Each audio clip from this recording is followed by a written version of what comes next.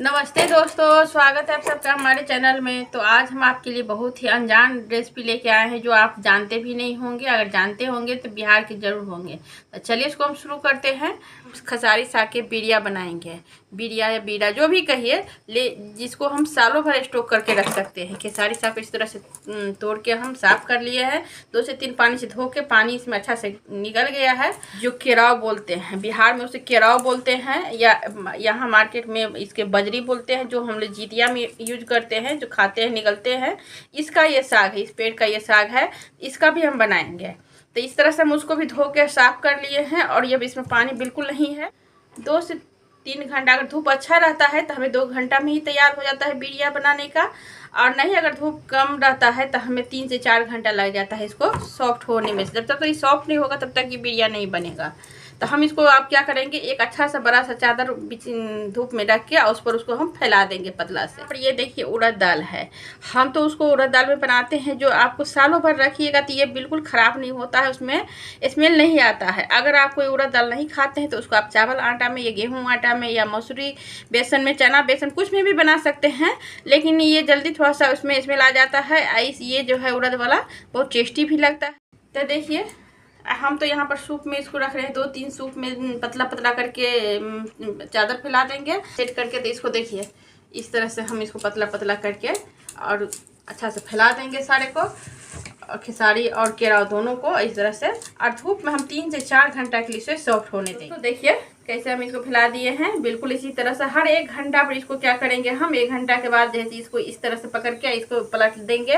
और ऐसे करते हुए आपको दोनों साइड अच्छा से सॉफ्ट हो जाता है। तो चलिए हम धूप में रख देते हैं। फिर से आपसे मिलते हैं 3-4 घंटा के बाद। चाहिए सॉफ्ट।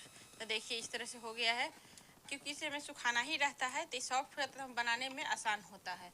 तो अब इसको हम बिरिया बनाना आपको बताते हैं कि कैसे बनता है। यहाँ उड़द दाल को हम इस तरह से पेस्ट बनाए, नहीं तो पतला ना ज़्यादा मोटा, इस तरह से घोल बनाए, बहुत गाढ़ा। और अगर आप इसको 1 साल के लिए स्टोर नहीं करना चाहते हैं, अगर 1-2 महीना में खा जाना चाहते हैं तो उसको चिली फ्लेक्स और थोड़ा सा अदरक लहसुन का पेस्ट उसमें डाल दीजिए, बहुत टेस्टी लगेगा। और नहीं सालों भर के रखना चाहते उसमें कुछ भी नहीं डालिए। बनाएंगे तो थोड़ा सा मुश्किल होगा, इसलिए आप हमको 2-3 तरीका बताते हैं जो आपको आसान लगे। ऐसे हाथ लेके बेसन लीजिए और उसको इस तरह से लपेटते हुए, और इसको अगर इधर उधर ये बहकता है तो इसको फिर इसको नोच के और फिर से मिला दीजिए।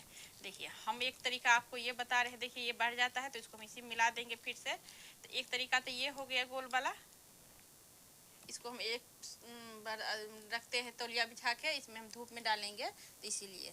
और दूसरा तरीका आपको हम बताते हैं, ऐसे लीजिए साग पकड़ के और इसमें ऐसे बेसन लीजिए और उसको दोनों साइड से देखिए इसको इस तरह से, जो हथेली के बीच वाला भाग होता है इसमें धर के इसको आप इस तरह से देखिए ऐसे चपटा ऐसे बना सकते हैं। इसको तो आपको फ्राई करने में भी आसान होता है और खाने में गलने में भी। अगर वो भी नहीं आपसे, अगर 2 तरीका नहीं आपसे बन पाएगा तो आप सीधे ऐसे साग लीजिए, सॉफ्ट वाला कोई भी साग। आप इसको इस तरह से बेसन लगा के और गोल गोल लड्डू की तरह नींबू के आकार जैसा आप इसको बना के धूप में दे सकते हैं। तो आपको जो आसान लगे आप बना लीजिए। तो हम सारे साग को जो है इसी तरह से बीड़ा बना के एक सूप में हम तैयार कर लिए हैं। इसको आप जाते हैं धूप में डाल देने के लिए।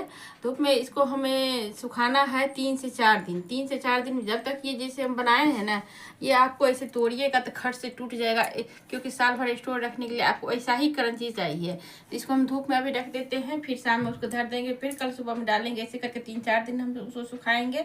और बिरिया को जैसे धूप में डालेंगे 2 घंटे के बाद देखिएगा कि ये जो है लगेगा कि जैसे खिलने लगता है, वो जो है फलक जाता है, फैल जाता है। तो फिर उसको बिना बेसन के, कोई बेसन लगाने के नहीं है, बस उसको एक एक उठाइए इस तरह से, फिर आपको जैसे सोट के उसको रख दीजिएगा तो आपको जैसे स्ट्रॉन्ग बिरिया बनेगा।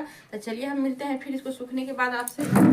यहाँ पर हम उसको जैसे दोस्तों ये बिरिया बना के आपको हम बताए थे, तो इसको हम 3 से 4 दिन इसको सुखा लिए हैं। अब इसको हम स्टोर करके रख सकते हैं। आप देख सकते हैं कि ये देखने में कैसा लगता है। बिल्कुल ही आपको ये सालों भर ख़राब नहीं होगा। लेकिन हाँ, उसमें बेसन दिया हुआ है। बीच बीच में आप उसको 1-2 महीना पर निकाल के धूप में अगर देते रहिए और बंद ढक्कन वाला डिब्बा में उसको रखिए। तो ऐसा नहीं है कि खेसारी का बिरिया ही आप बना के खाइए। अगर आपके पास खेसारी साग नहीं मिल रहा है तो आप बथुआ का, पालक का, कोई भी साग का जैसे इस तरह से बिरिया बना के इसे खा सकते हैं। बनाने का अच्छा लगेगा तरीका तो आप उसको बना के जरूर ट्राई कीजिएगा। हमें लाइक शेयर करके बताइएगा ज़रूर। और चैनल पर पहले बार आए हैं दोस्तों तो हमें सब्सक्राइब करना मत भूलिएगा। फिर से मिलेंगे आपके साथ नए वीडियो में। धन्यवाद।